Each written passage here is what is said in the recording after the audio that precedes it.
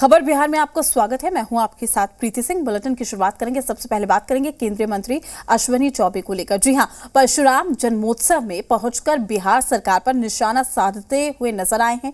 उन्होंने मुख्यमंत्री पर निशाना साधते हुए कहा है कि सुशासन बाबू दुशासन की गोद में बैठकर मुंगेरी लाल के हसीन सपने देख रहे हैं। अश्विनी चौबे ने कहा है कि सुशासन बाबू नरेंद्र मोदी के खिलाफ विपक्ष को नहीं बल्कि भ्रष्टाचारियों को, वंशवादियों को एक कर रहे हैं। इसके साथ ही अश्विनी चौबे ने कहा कि जो चाचा भतीजा बिहार में हिंसा फैला रहे हैं उनके खिलाफ परशुराम बनने की अब जरूरत है। तो ये बड़ी खबर आप तक पहुंचा रहे हैं। एक बड़ा बयान यहां पे दे दिया है जहां अश्विनी चौबे ने तंज कसा है CM Nitish Kumar, deputy CM Tejashwi Yadav पर यह तंज कसा गया है।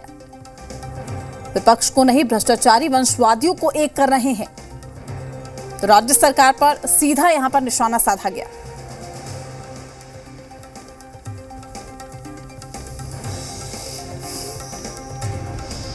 बिहार में सुशासन नाम का चीज ही नहीं रह गया। सुशासन बाबू आज दुशासन के गोद में बैठ करके अब बड़ा मीठा आवाज से मुंगेरी लाल का हसीन सपना, हम तो कहते हैं बार बार, 16 श्रृंगार करके ये चले जाएंगे। अब इनका दांत झड़ा हुआ है, कोई इनके पास नहीं आने वाला।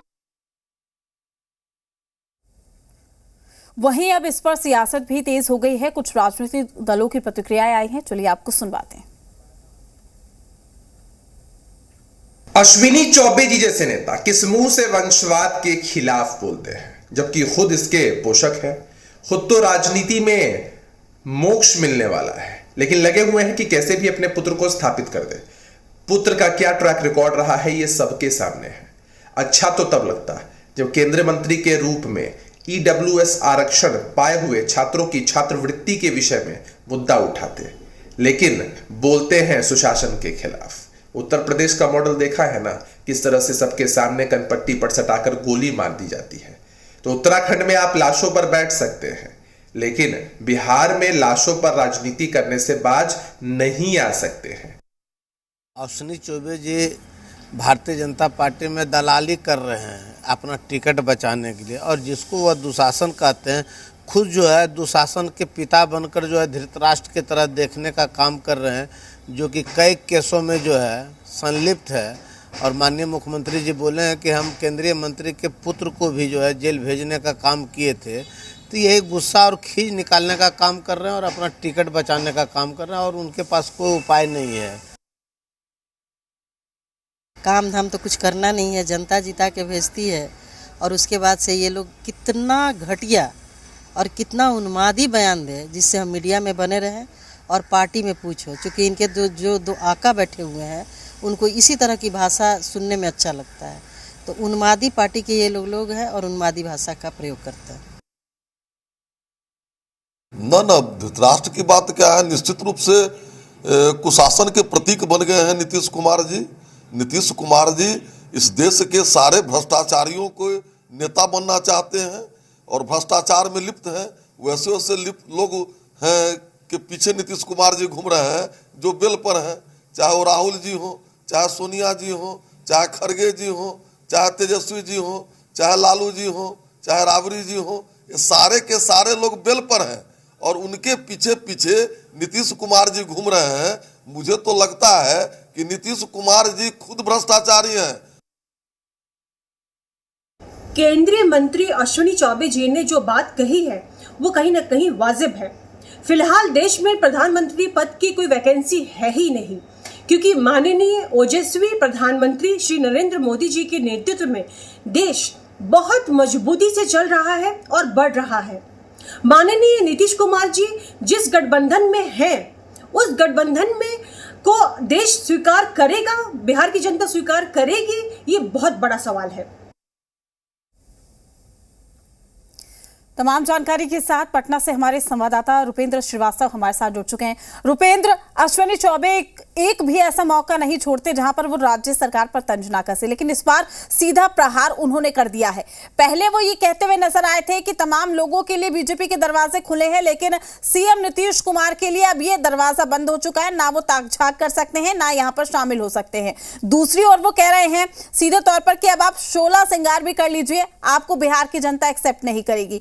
कह सकते हैं 2024 को लेकर यहां पर सीधी प्लानिंग जो है अश्विनी चौबे की नजर आ रही है। एक पूरा खाका तैयार कर लिया है, किस तरीके से प्रहार करना है। देखिए 2024 और 2025 की बात करें तो दोनों को लेकर जो है बीजेपी एक तरफ अपनी तैयारी में लगी है तो दूसरी तरफ जेडीयू भी अपनी तैयारी में लगी है, आरजेडी भी लगी है। यूँ कहें तो एनडीए और महागठबंधन दोनों अपनी तैयारी में लगे हैं। लेकिन जिस तरह से बैक टू बैक जो बयान अश्विनी चौबे के आ रहे हैं और लगातार वो बयान दे रहे हैं, उसको लेकर कहीं ना कहीं एक तरह से देखिए राजनीति जो है शुरू हो गई है। इससे पहले उन्होंने शराब और अमृत के बारे में बोला और उसके बाद जो है उन्होंने जिस तरह से मुख्यमंत्री नीतीश कुमार पर बयान दिया है, अब उसको लेकर राजनीति होने लगी है।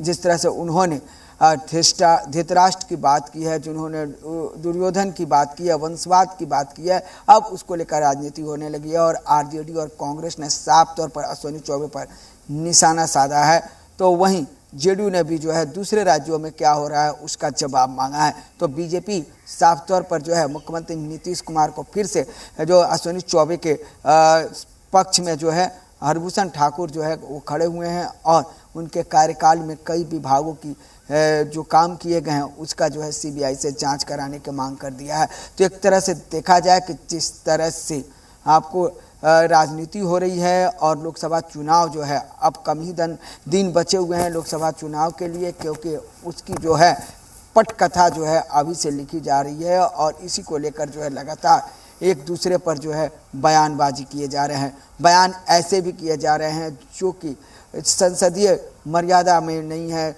जो कि ऐसी भाषाओं का प्रयोग किया जा रहा है जो कि सही नहीं है। लेकिन राजनीति है, राजनीति में सब कुछ जायज़ होता है और यही कारण है कि राजनेता जो है इस तरह से बयान दे रहे हैं। हम इसलिए कह रहे हैं कि राजनीति में जायज़ होता है क्योंकि नेता कहते हैं कि जो कहें वही सही है। इसलिए हमने अपने दर्शकों को बताया कि इस तरह की अब राजनीति हो रही है और आगे जो है इस पर और भी राजनीति होने की पूरी संभावना है।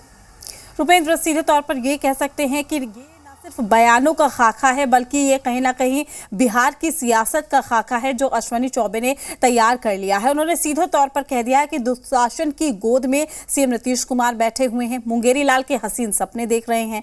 यानी कि यहाँ पर सीधी चुनौती देते हुए नजर आए हैं कि आप जोर आजमाइश कर लीजिए, आप विपक्ष को एकजुट कर लीजिए, लेकिन फिलहाल तस्वीरें 2024 की अलग ही दिखाई देंगी।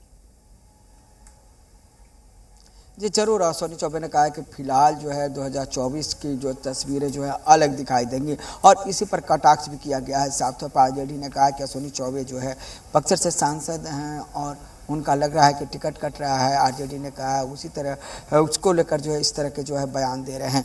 तो वहीं कांग्रेस ने भी बड़ा कटाक्ष किया है और जेडीयू ने भी जो है बड़ा कटाक्ष किया है। तो अब देखना है कि अश्विनी चौबे ने जो है अपनी चीज़ों को तो तैयार कर लिया है कि किस तरह से जेडीयू पर और आरजेडी पर हमला करना है चुनाव तक। अब जो है उसका जवाब जो है जिस तरह से अभी विपक्ष दे रहा है आगे कैसे दे रहा है। लेकिन यह जरूर कहा जा सकता है कि 2024 को लेकर है दो बयानबाजियाँ हो रही हैं। अश्विनी चौबे बयान दे रहे हों या अन्य नेता बयान दे रहे हों, ये 2024 के लोकसभा चुनाव को लेकर यह बयानबाजी की जा रही है। शुक्रिया आपका रुपेंद्र, तमाम जानकारी साझा करने के लिए। अपडेट हम आपसे लेते रहेंगे इस पूरे मामले को लेकर। तो अब इस पूरे मामले को लेकर जो सियासत है वो गर्मा गई है। अश्विनी चौबे ने यहां पर सीधा प्रहार किया है राज्य सरकार पर। सीएम नीतीश कुमार पर निशाना साधते हुए नजर आए। साथ ही डिप्टी सीएम तेजस्वी यादव पर भी उन्होंने निशाना साधा। चाचा भतीजे की जोड़ी को लेकर यह निशाना साधा गया है। तो चाचा भतीजे के खिलाफ अब परशुराम बनने की जरूरत है, अश्विनी चौबे की ओर से कहा गया है। केंद्रीय मंत्री अश्विनी चौबे ने नीतीश सरकार पर यह करारा प्रहार किया है।